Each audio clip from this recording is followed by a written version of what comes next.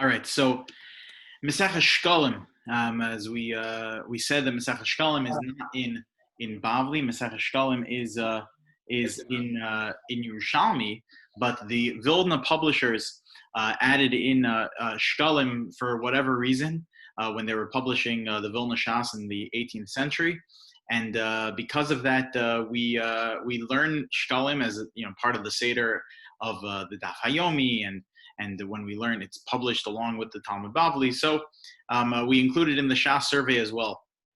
Mesechta Shkalim, as the name suggests, is about the mitzvah of the Machasis HaShekel, where the Torah tells us, Kisi Sas Rosh B'nai Yisrael, V'natnu Ish Kofar Nafsho, that there is a obligation upon every single Jew to give to the general fund, that is supposed to be the general fund to support the Carbonate Tzibor, the Carbonos that were brought on behalf of the congregation, was from the general fund that was built on everyone giving half a shekel. Ha'ashir lo yarbeh v'hadal lo yamit, says the Torah, that if I'm very wealthy, I don't give more than half a shekel, and if I'm very poor, I don't give less than half a shekel. Half a shekel for everybody. The Mesechta, at least the first half of the Mesechta discusses the mitzvah of Machzeh Shekel, collecting it, dispensing it, etc. And then the second half of the Mesechta discusses Hilchos Karbonei Tzibor. I want to tonight focus on one Mishnah, one Gemara in the Yerushalmi, one halacha found in the Yerushalmi that is a Shas sugya. It's the mucker for one of the most discussed sugyas in all of Shas. It comes up in a number of different Mesechtas, Mesechta Shabbos and Mesechta Ksubis, and comes up in a number of different places in Shulchan Aruch. And that is the sugya of Maris Ayin, where we have to be very careful with what we do in order so that it doesn't give off the wrong impression. Maris Ayin is that someone will see something and think something negative. Well, we'll get to the definition exactly what Maris Ayin is in a second. But the Mishnah tells us in Meseches Shkalim, in Perek Gimel Halacha Beis, the Mishnah tells us the following: Ein Hatorim Nichnas, that the one who goes to withdraw from the general fund of the Beis Hamikdash is not supposed to go in lo be farnud kapos, that they're not supposed to go in with pockets, v'lo b'menal, v'lo b'sandal, v'lo b'tefillin. They're not supposed to go in with a certain type of a shoe or with their tefillin, v'lo b'kameya. Not supposed to go in with a pouch, shema ya'ani, because the concern is that the fellow is later going to become poor. He's going to hit some bad fortune, and he's going to lose his wealth. He's going to become poor. The Yomer, and people are going to say, Ma'avon halishka he'ani, that he became poor because it must be that he stole from the Beis Hamikdash. He stole from the general fund, which is why one cannot go in with pockets or with anything that you could potentially slip a little bit of cash into. You can't go like that into collect from withdraw from the general fund, because what's going to happen is you might end up losing your wealth, and then people are going to say, because it must be he stole from the Beis Hamikdash, and the way we know that is because he went in with pockets. Or maybe he'll gain a lot of wealth. The Yomru mitrumas halishka he'ashir. He only has this wealth because he stole from the lishka. He stole from the trumas halishka, this general fund.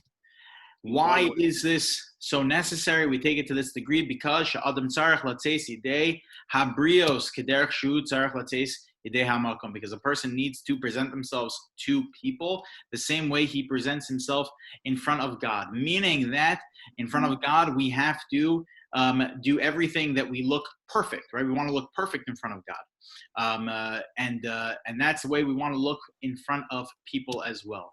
Shana Amar, we learn this from a pasuk. The pasuk says in Parshas Matos, "V'hayisim nikiyem mehashem u'mi Yisrael." There's an obligation to be clean from both Hashem and in front of Yisrael, meaning the Jewish people, meaning in front of people.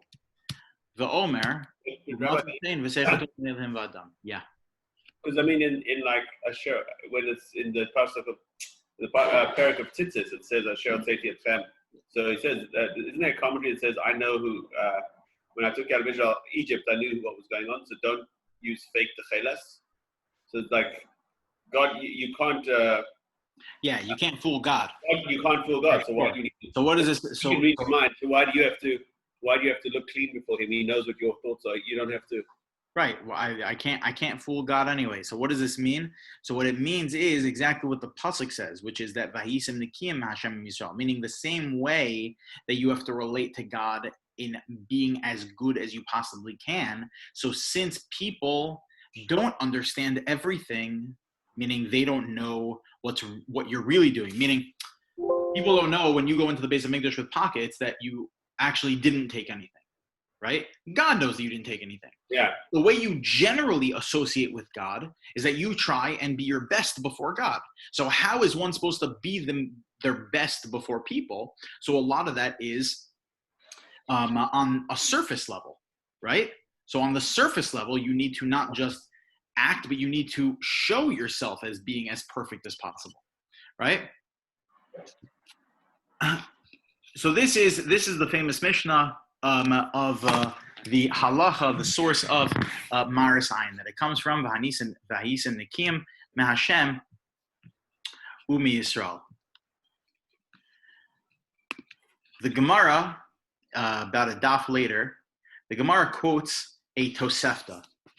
Yerushalmi quotes a Tosefta that says the following. Now, a person, when they walk into the Beis HaMikdash, okay, so they can't go in with a pocket, and they can't go in with a certain type of shoe that they could slip things into, and they can't go in with a pouch. Or okay, fine.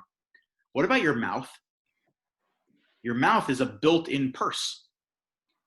Store things in there, right? Saving up for the winter, like a squirrel, right? There's also other people. There's stuff people still use also to store stuff when they go through customs, Rabbi. But we won't say that in your class. So the Mishnah, so the Brisa that the Gemara quotes in Yerushalmi says, Tani, midabrin hayu imo, that they went further, that they would talk with a fellow, meaning there was someone watching him going in. They would speak with him the whole time. Why? So that way his mouth was always moving, says the Aggadah, and he didn't have an opportunity to ever stick something in. Meaning, if we heard him stop talking for a minute, that means that he was trying to sneak some of the cash in his mouth. Misha-shehu nichnas ad shashu yotze. From the time he goes in until the time he leaves, they would speak to him the entire time. So the Gemara asks a great question. Why don't you fill his mouth with water? So when you see that, till we take this to the nth degree, you now see how serious the Gemara is taking Maris Ayin. Fill his mouth with water, and then he wouldn't be able to take any of the of the money. There's no room for it, right? And then when he comes out, he has to empty his mouth to make sure that it's just water that's in there, right? Amr of Tanchuma. So Rav Tanchuma answers. He says, "Why is that not a good option? Mipnei habracha, because when you withdraw funds from the Trumas Halishka, one needs to make a bracha when they do it. Anytime you separate any sort of truma, a bracha needs to be made when doing so. So therefore, you need to make a bracha when separating funds, when withdrawing funds from the Trumas Halishka. And that's why the eights of putting water in his mouth isn't going to work. Meaning, we want to make sure at least his mouth is moving the whole time, and part of that movement is going to be when he makes the bracha, which is why putting the water in his mouth wouldn't be a good option. The Gemara continues and it says, yeah? Why can't you just send him in with somebody else? They do. Why couldn't you go in only in groups? No, they do. They do send him with someone else, which is why he's talking the whole time. Meaning, but still we need to make sure, meaning because of sleight of hand and things like that. Oh, we're still worried about him stealing, even though yeah. Okay. Yeah. Again, and we're not even worried about him stealing. You know what we're worried about here? Right? The Gemara is a famous klal. Atu b'rashaya askinan, what we're dealing with wicked people? No. No one is nervous that this guy's a wicked guy. But we're concerned about what's going to happen if he either becomes poor or he becomes rich. So then there might be someone out there that says, oh, it's because he went in and he wasn't talking, meaning he must have stuck some of the the Trumas Halishka. He must have stuck some of the fund in his mouth or in his pockets, or right? We're not actually concerned that this guy's going to do it. We're concerned with what people are going to think if he ends up either making it big or he becomes destitute. So Shmuel Bar Nachman b'Shem Rabbi Yechanan b'Torah b'Neviim u'Ksuvim. There is a mucker there's a source for this concept of Maris Ayin in the Torah, in Neviim, and in Ksuvim. Matzinu she'adam tzarech latzeis yidei habrios kederech shu tzarech latzeis yidei hamakom. There's a mucker in each of these places for the idea of Maris. Your voice is fading. He's drinking. What was that? We can't hear you. Can you hear me now? Your mic went off. Can you hear me now? I mean, barely. Let's see. There you go. That's back to normal. I don't know what you did. You can hear me now? Yeah. I didn't do anything. Okay. This year has been sponsored by Zoom. But Torah minayin. From where do we know in the Torah? Dechsiv, hayisim nikim Hashem Yisrael. We already noticed that we already pointed out the pasuk in the Mishnah, quotes the pasuk from Parshas Matos. Fine. Neviim minayin. How do we know from Neviim? Dechsiv, as the pasuk says, Elohim Hashem v'Yisrael hu yada, that we have to act in front of God the same way that God needs to know our righteousness, the Jewish people need to know our righteousness. It's a pasuk in Yeshaya, in Yoshua. B'ksuvim minayin. How do you know in ksuvim? In the writings from a pasuk in Mishlei, u'matzachem v'seichoto v'nei Elohim v'adam. Okay. And then the Gemara says, well, what is the most important pasuk of all of them? So no big surprise, the pasuk from the Torah, v'hayisim nikim Hashem Yisrael. Okay. This halacha is that's found in the Yerushalmi over here in Shkalim, is also quoted in the Rambam. The Rambam says, Kishi yikanes hatorem, that when the person who goes to withdraw the funds goes in litrom, lo yichnas beveged she'efshar lehachbos bo kesev, that a person can't go in with any article of clothing that you could end up putting the money inside of. V'lo b'mina'al, v'lo b'sandal, you can't go in with any type of shoe. V'lo b'tefillah, you can't go in with your tefillin. V'lo b'kamea shema yachshedu oso ha'am v'yomru hechbia mima'os halishka tachtav kishit rama. That when you went to go withdraw the money, that is how you became rich or poor. Ubedavrim hayu imo, that they used to speak with him. Meshashi yichanes ad shashi yatza kadei shelo yitain letoch piv. In order so he wouldn't put it in his mouth, they used to speak with him the entire time. Ba'al hapishin izarim kokach ani o mi shehu nifhal lahon lo yitrom mipnei hachshad shneimar ve'yisim nikim Hashem Yisrael. Rambam quotes from the final source of that we need to be clean in the eyes of God and also in the eyes of the Jewish people. This concept of Maris Ayin presents itself in a few other places with regard to Torah law, meaning that this is a halacha straight from the Torah, the Yisim Nikim Ma'Hashem Yisrael, and it presents itself as such in the Mishnah and in the Rambam, that this is a din d'oraisa of Maris Ayin, and we find it in other mitzvahs. I'll give you one example. Mishnah of the halacha of Peah, where the Brisa tells us that there are 4 different reasons why one needs to leave Peah at the very end of their field, and one of the reasons is mipnei hachshad. The Brisa tells us. The Tosefta tells us because of we're nervous, basically, for Maris Ayin, Shad, that we're going to question someone's behavior. Sheha Overin, Rashi explains because when people are going to be passing by, Rowan Bigmar Tziro, they're going to look at the end of a person's field. Shu Michla Es Hakol. They're going to see that he didn't leave anything left for the aniyim. Lo yadu shenata kvar.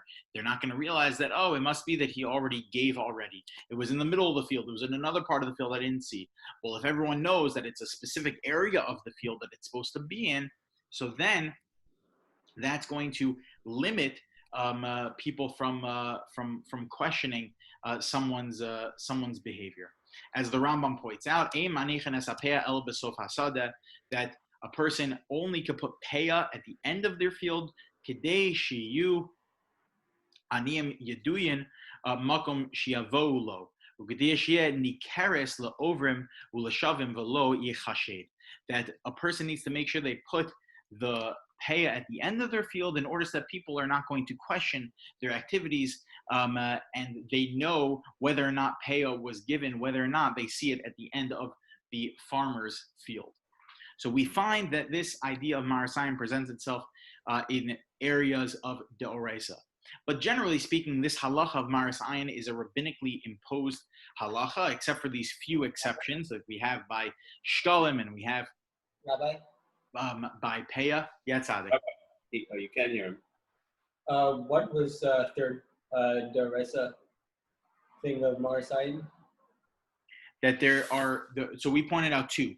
We pointed out we pointed out Maris Ayin by Peah, and we pointed out Maris Ayin by Shkalim, taking the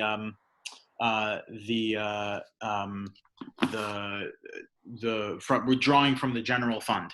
You have to do it in a way that no one could potentially. Hey Dan, how you doing? In order to say you do it in a way that potentially is not going to have people suspect you of anything. The third way, there's another one with regard to Hilchos Avodah Zarah, but there and there's maybe one other place that we find in the Torah, but generally speaking, the halacha of Maris Ayin is a halacha from the rabbis. So the rabbis instituted that we need to make sure that this halacha of Ayisim Nikim Hashem Yisrael is really like the overarching principle, right? That it's a binyan av, it's a principle that we find in the Torah, but the rabbis attached it to different halachas. It's from the Torah. Isn't it also from the Torah when Moshe collected for the Mishkan? Isn't that when we actually see it? When Moshe collected for the Mishkan, what that he did it? Accounting at the beginning of. That's right. Yeah. Oh, yeah. Well, I don't remember where it is, but yeah. Yeah, Vayakel, the Medrash in Vayakel says that Moshe Rabbeinu took an accounting, and that, well, the Torah says he took an accounting, and then the Medrash talks about how that he came up 1,775 shekels short, and the hooks. That's right, the hooks, yeah, the Vavim Hamudim.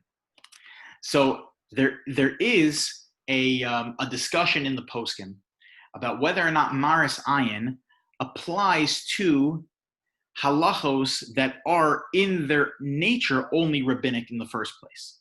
Okay? Basically, are we concerned for Maris Ayin if it only looks like I'm violating a rabbinic prohibition? Right? We've pointed out that there's certainly halacha of Maris Ayin if it looks like I'm going to violate a Torah prohibition. That's not even a question. The question that we have to deal with is, what if it's going to look like I'm violating a rabbinic prohibition? Is there still Maris Ayin in that case? So this we're going to see is a major machlokas between the Ramah and the Shach. But in order to appreciate the machlokas, we have to see a few halachos in Yoredeya of Hilchos Kashrus. The Torah says, Kosov Batorah, says the Shulchan Aruch, Lo sev ashel gedi b'chalevimo, that one is not allowed to cook a kid in its mother's milk. Shalosh palmim. We had to have this halacha 3 times. Echad le'isr bishul, ve'echad le'isr hachila, ve'echad le'isr hana. That there is the prohibition of lo sev ashel gedi b'chalevimo. Do not cook a kid in its mother's milk. Repeated 3 times in the Torah to tell us that there's a prohibition of meat and milk when it comes to cooking it, when it comes to eating meat and milk, and when it comes to getting benefit from meat and milk. The hotzi achila b'lashon bishul, Lomar she'enu aser min haTorah ela derech bishul. Oh, so why did the Torah then not just say that in three different ways? Why didn't it say lo sevashel gedi b'chalevimo, lo seachel gedi b'chalevimo, do not eat, and lo te'ane gedi b'chalevimo, that you can't get benefit? Why is it that it wrote it in the language of bishul? So the Shulchan Aruch tells us this is coming to teach us, this, based on the Gemara Mesechta, that the only way one would violate the Torah prohibition of basar b'chalav is if you had cooked meat and milk. But if you got benefit from basar b'chalav by meat and milk that was not cooked together, then that would only be aval midurabanan. That would only be a din derabanan. That would only be a rabbinic prohibition, aser b'chol inyan. So basically, I'll give you an example. Basar b'chalav that would be d'oraisa would be that if I had a burger on the grill, and on the grill I took a piece of cheese and I put it on the burger, and I had myself a geschmacka cheeseburger. Okay, that would be d'oraisa. As opposed to if I had a burger that did not have any cheese with it, and I took it and I put it on a bun, and then, after it's cooled down a little bit, I didn't want the cheese to be melted. I take cheese and I put it on. The cheese has not become melted. It doesn't cook together with the meat. The meat is already more at a room temperature. It's not hot anymore. In that scenario, I did not violate a biblical prohibition. I violated a rabbinic prohibition. Because in order to violate the biblical prohibition, it needs to be cooked together.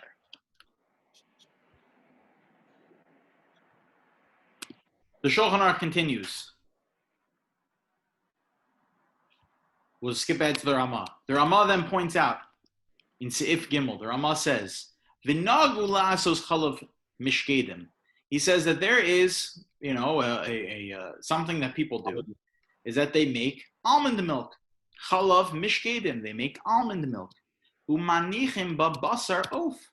And they, apparently this is a dish that in cooking, they'll take the almond milk and they'll cook it in their chicken, right? So instead of having a chicken parm, you have a chicken with almond milk parm, right? So by doing that, there is certainly no biblical prohibition. Having chicken and milk is a rabbinic prohibition. It's not a Torah prohibition.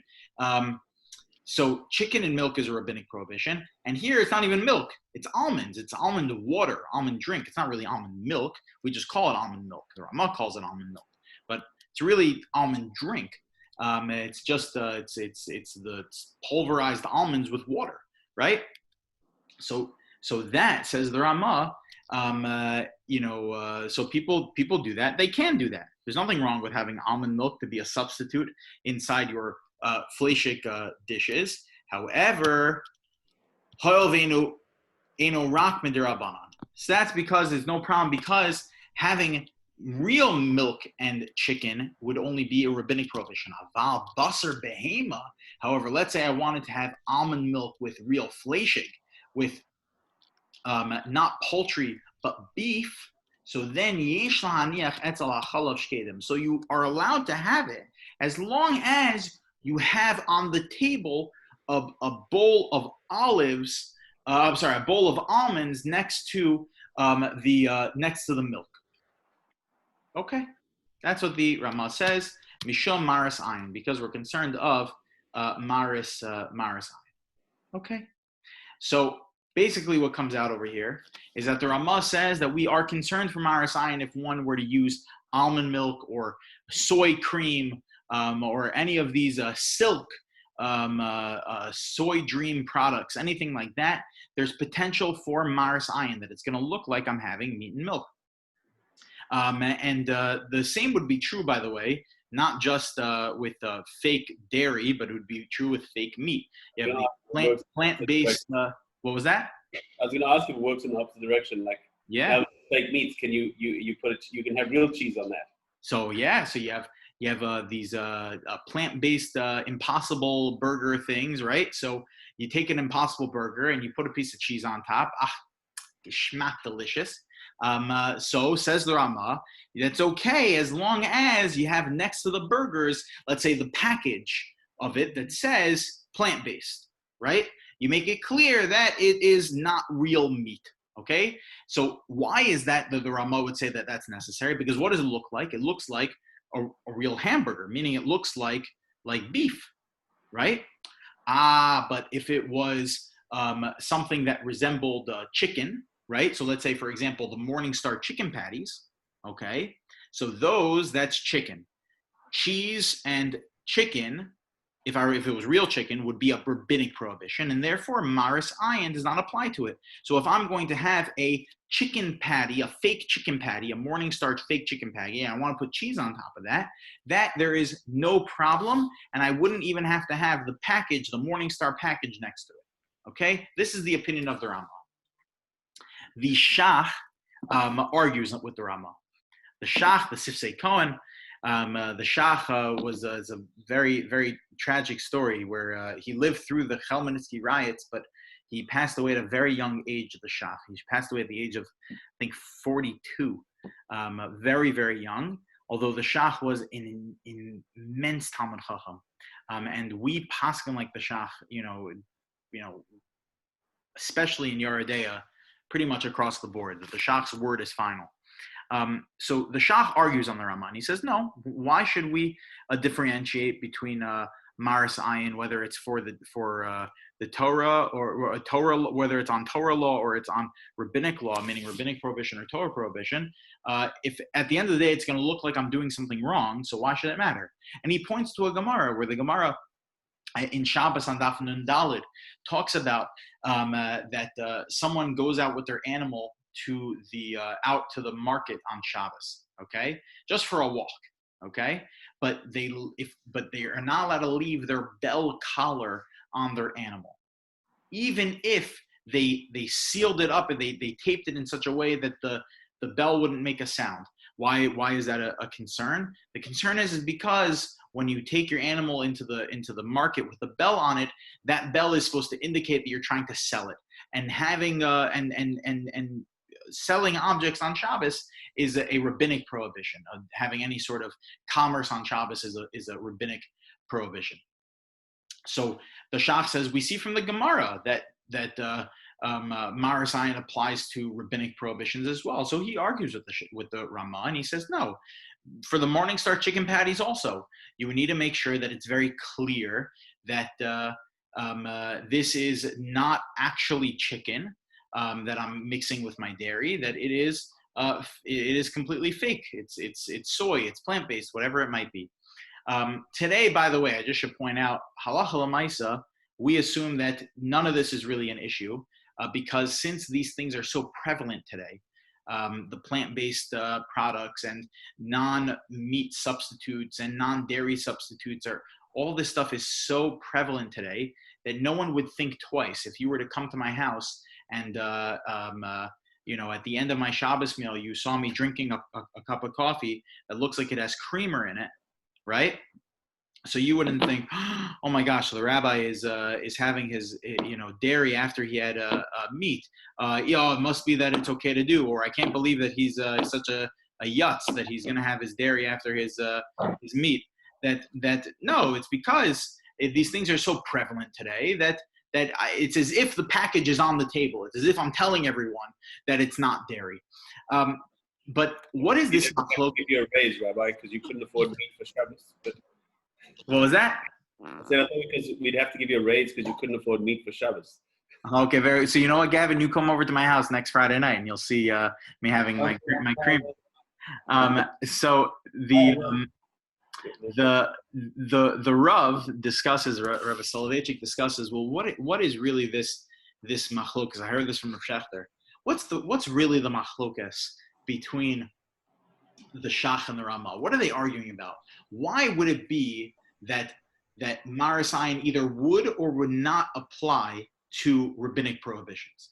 That if it looks like I'm violating rabbinic prohibition, says the Rama, no problem. Why not? The Shach says, well, why should we differentiate? If it looks like I'm doing something wrong, so I'm doing something wrong. So the Rav explains that it really depends on how you define the issue with Maris Ayin. What are we nervous about when someone sees me doing something that looks potentially wrong? It's not actually wrong, but it looks wrong. Is it that I'm concerned that they're going to think worse about me? Or is it concerned that they are going to learn from my actions? That they're going to look at me having my cheese on top of my fake chicken patty. They're going to think, oh, see, I told you there's nothing wrong with having cheese and chicken, right? They're going to look at me having my Morningstar patty with cheese, and they're going to say, hey, look, there's nothing wrong with having it. Hey, guy's wearing a yarmulke. He's very right. It's clearly no issue with having chicken and cheese. Or is it that we're concerned they're going to look at me and they're going to say, oh my, that yutz, what is he doing? I can't believe he's having cheese. Doesn't he know that having chicken and cheese is problematic?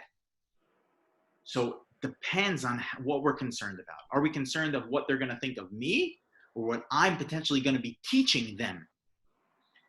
So said Rav Soloveitchik, this is the machlokes between the Ramah and the Shach. And it really comes down to this halacha of Maris Ayin, really of Vayisam Nikim Hashem Yisrael, that we need to look pure in front of other people. Is it really based on Lifnei Iver, Lo Site Michshol? That we have a halacha in Parshas Kedoshim that the Torah tells us we're not allowed to put a stumbling block in front of a blind person. And Rashi tells us right over there that what it means is that I'm not allowed to set someone up for failure. Okay? That, if a Nazir is with me, so I can't pour him a glass of wine because it's going to be too tempting. He's going to violate his Naziros. He's going to end up drinking the wine, right? That Lifnei Iver, meaning that I'm going to trip someone up. So if you take the approach in Maris Ayin that we're concerned we're going to be teaching other people, then Maris Ayin is really a halacha of Lifnei Iver. It's just an outshoot of Lifnei Iver.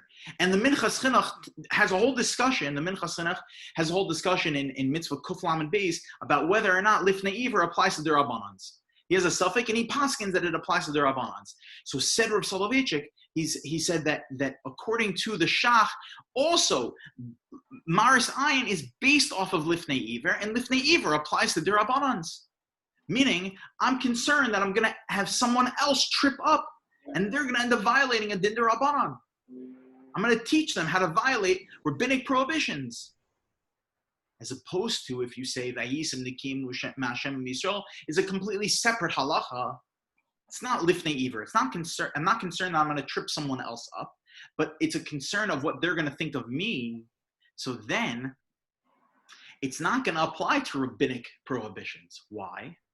Because rabbinic prohibitions is a gzeira, where the rabbis made a decree in order so that you won't come to violate Torah law. Okay? There's a halacha, it comes up in Mesechta Beitza, it comes up in a few places in Shas, that there's lo gazrin and gzeira al gzeira, that the rabbis never made safeguards on their safeguards. Meaning that if they told me a halacha that I'm not allowed to do X, Y, and Z lest I come to violate Torah law, so they would never put something else, impose another halacha that will prevent me from even violating the gzeira to violate the rabbinic prohibition that's really preventing me from even violating the doraisa, right? That's too much for people to handle, okay? They're only concerned you're not going to violate the doraisa. They're not concerned that you're going to violate the rabbanans. So therefore, if the whole concern is that people are going to look at me and say, hey, that guy is doing something wrong, so that concern doesn't take effect if the whole issue here is only a rabbinic issue in the first place. That would be making a gzeira on top of a gzeira. As opposed to if the halacha is based off of Vayisam Nikim Hashem Yisrael is really an outshoot of the halacha of Lifnei Iver, of I'm going to trip someone else up to teach them to do something wrong. That doesn't matter whether it's d'oraisa or d'rabbanan. I'm teaching them to violate rabbinic prohibition. That's the machlokes in the Ramah and the Shach. So I want to just end with, like we always do, the ethical principle that comes from the Mesechta over here. Rabbi, Yeah, Tzaddik. who do we hold by? We hold like the Shach. We hold like the Shach that it's a din across the board, that Maris Ayin applies to Doraisas the same way it applies to Derabanans. Yeah. We apostolate the Shach always against in your idea. So then Mar sign wouldn't apply if you were in front of like non-Jews. Right? Maris Ayin would not apply if you're in front. Yeah, meaning regardless if you hold like the Ramah or the Shach, it wouldn't apply in front of non-Jews. It only applies in front of Jews. Yeah. So, Yeah. I guess what? I guess yeah, lifnei ever wouldn't be applying because you can't need them to do something wrong because there's not a mitzvah for them. Yeah, and then even Vayisem Nekim Hashem Yisrael, that the Torah says that you have to look pure in front of God and the Jewish people. It doesn't say Adam. So like, because I was told like when I go into, because sometimes for work I have to go into a non-kosher restaurant. Mm-hmm. So I was told not to wear my kippah, but to wear a hat, so that people wouldn't think that I'm a Jew in the restaurant. But that's because that other Jews wouldn't think that. Wasn't that like? So And that think, oh look, this Jew's eating out. no, that's because we're concerned that a Jew is going to see you and they're going to think that. Okay. Oh, so no, you're bringing up a great point. It depends on where you're eating, right? If you have a business meeting inside of, let's say a fancy restaurant in, in San Diego or a restaurant in LA that's not a franchise, or it's just a standalone restaurant. There, if I were to look through the window and see someone sitting there with the yarmulke, I mean, I wouldn't walk in and start eating just because maybe I know a little better. But you know what I would do? I would right away Google and look up, is DeLucha's, in San Diego kosher, right? Because I would assume you're doing the right thing. Or I would look at you and say, are you crazy? How you know that this place isn't kosher? What are you doing in there? Right? I was not eating. I'm just in the restaurant. No, I know, but regardless, right? Regardless, it gives off the wrong impression. As opposed to if you went to McDonald's, right?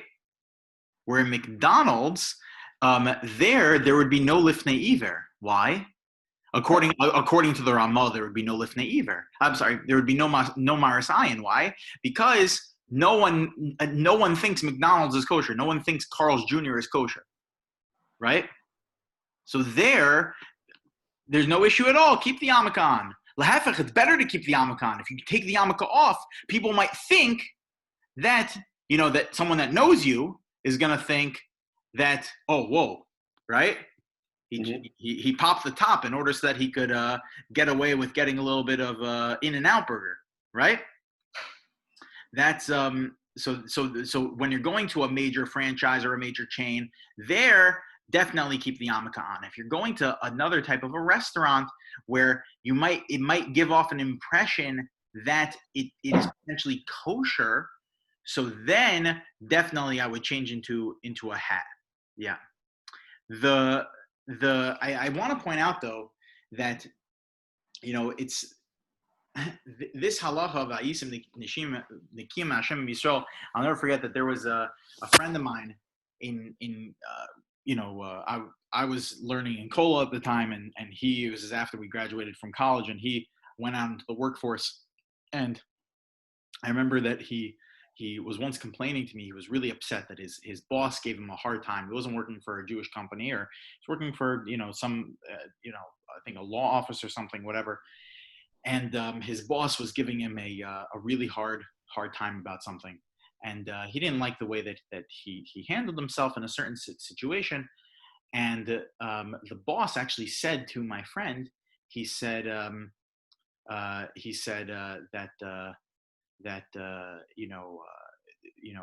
is this the way that he made, I think, some sort of like an anti-Semitic remark to him or something like that, right? And this fellow looked at his boss and he said, just because I wear a yarmulke doesn't mean that I'm representing anyone except for myself, right? I'm not representing my people. I'm representing myself. So I said to him, well, that's really unfortunate that the fellow, made an anti-Semitic remark or whatever it was, and you definitely have to stand up for the Jewish people in those kinds of scenarios. I said to him though, but if you do wear a yarmulke out in the world, don't think that you're just representing yourself. You're representing the entire Jewish people. You're a walking billboard, right? We as Jews, when we walk around, we are walking billboards. We have to think twice about the way we conduct ourselves, right? I also want to point out something else over here, which I think is something incredible that Gavin noticed. That this fellow, when he goes in to collect the Halachic, he goes in with someone else, right? And we speak with him the whole time to make sure that he is not going to put something in his mouth. But it's not that we're concerned he's going to take the money. Remember, that's what we didn't say. We said we're actually concerned he's going to take the money. What are we concerned about? We're concerned that there's going to be a moment where he isn't, let's say, talking, and therefore he could end up slipping some of the cash in his mouth that he'll take from the Beis HaMikdash, he'll take from the general fund, and then later someone is going to accuse him of stealing the funds. You see that how far we go to extend care for one another. Here, we weren't concerned. The fellow that goes in with this guy to withdraw from the account isn't concerned about the account. He's not concerned about the money. He's concerned that he doesn't want his friend to end up being perceived for something that he's not. So we need to make sure that we are staying up to par with this. That if we notice that a friend of ours is not acting appropriately in public, that we have an obligation to teach that person. Like, no, you don't want people to think badly of either you or the Jewish people, or to learn negative ways, or to think wrong about you. That we take care of each other to make sure that each and every one of us serve as being the Or Lagoyim. That we, as the Am HaNivchar, as the Ramban says, means that we are the Or Lagoyim. The chosen nation means that we are the light unto the nation, and each and every one of us needs to be that. But we can't do it alone. Kol Yisrael Arevim Zeh B'zeh, that we are obligated to make sure that each and every one of us are being Hayisim Nikim Masham Yisrael, that we are being pure in the eyes of not just God, but in the eyes of the entire Jewish people, to the eyes of the world. All right, we will stop here. Shkaya, guys. Yeah, bud. Yeah.